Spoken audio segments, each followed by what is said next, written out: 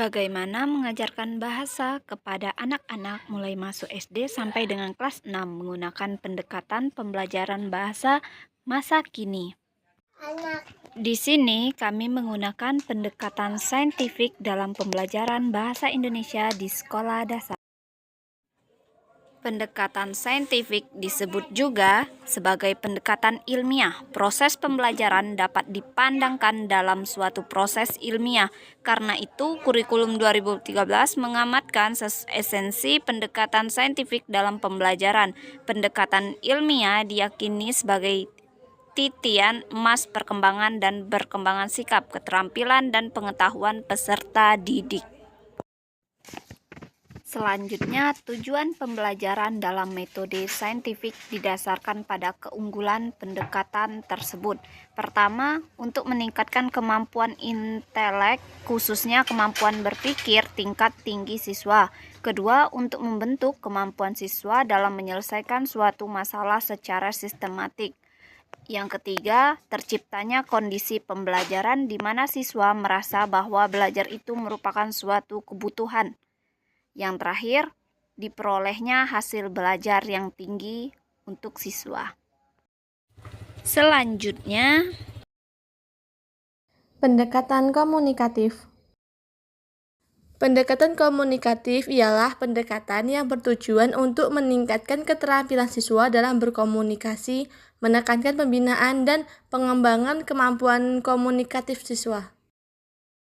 Tujuan pendekatan ini adalah A. Menciptakan kompetensi sebagai tujuan pembelajaran bahasa. B. Mengembangkan prosedur keterampilan berbahasa yaitu menyimak, berbicara, membaca, dan menulis. Littlewood dalam Aziz 1996 menjelaskan bahwa salah satu ciri khas utama pembelajaran bahasa dengan pendekatan komunikatif adalah pemberian perhatian sistematis terhadap aspek-aspek fungsional dan struktur bahasa. Berdasarkan ciri tersebut, maka ia menetapkan dua dimensi yang perlu diperhatikan dalam menyusun program pembelajaran bahasa berdasarkan pendekatan komunikatif, di antaranya adalah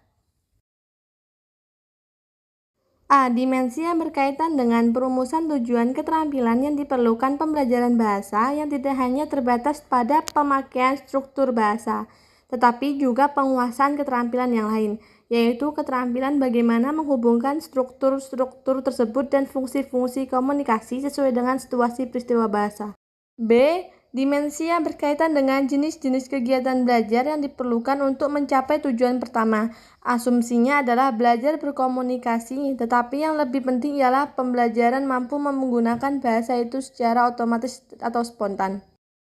Saat menyusun RPP, guru dapat menuangkan ide-ide kreatifnya agar pembelajaran betul-betul berjalan sesuai rencana dan efektif serta efisien.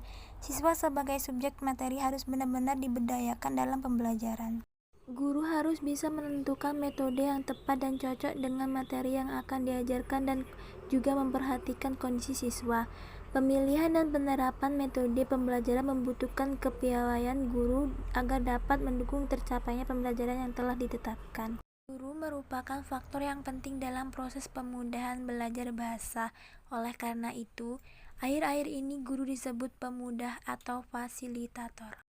Guru yang baik pada umumnya selalu berusaha untuk menggunakan metode mengajar yang paling efektif dan memakai alat atau media yang terbaik.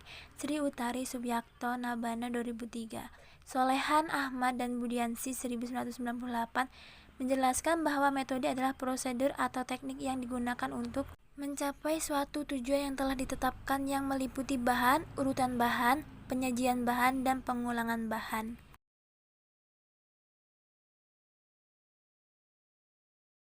Cara mengajarkan bahasa kepada anak dengan menggunakan pendekatan pembelajaran masa kini bisa menggunakan metode-metode di bawah ini. Metode abjad atau eja. Metode abjad atau eja merupakan metode membaca permulaan yang menekankan pengenalan kata melalui proses mendengarkan bunyi huruf permulaan. Dengan metode abjad ini dimulai dengan memperkenalkan huruf-huruf secara alfabet. Contoh A, B, C, D, E, F, dan seterusnya. Metode bunyi. Metode bunyi adalah metode yang digunakan dalam pembelajaran membaca permulaan di kelas rendah dengan cara menyuarakan huruf konsonan dengan bantuan bunyi. Contoh, kata mega dieja menjadi me, ga, dibaca mega. Metode kata lembaga adalah metode membaca permulaan dengan cara mengenalkan kata, menguraikan kata menjadi suku kata menjadi huruf, lalu menggabungkan huruf menjadi suku kata. Contohnya, mata, ma,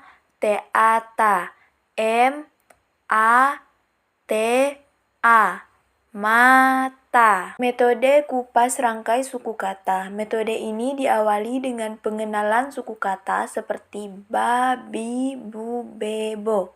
Contohnya, bibi, bibi, bi, bibi. Metode global adalah metode pembelajaran membaca permulaan yang diawali dengan penyajian beberapa kalimat secara global. Contohnya, ini, ini, mu, sa, musa. Metode SAS, struktural analisis sintetik. Contoh, guru dapat menggunakan gambar, benda nyata, dan tanya jawab informal untuk menggali bahasa siswa. Pemerolehan bahasa anak mendasari kemampuan mengajarkan bahasa dan sastra Indonesia kepada siswa di sekolah dasar, terutama siswa di kelas rendah. Karakteristik setiap anak tidak sama, sehingga dengan mempelajari pemerolehan bahasa anak, guru dapat mengatasi perbedaan perkembangan bahasa pada siswanya. Pemerolehan dan perkembangan bahasa anak manusia merupakan sesuatu yang kompleks.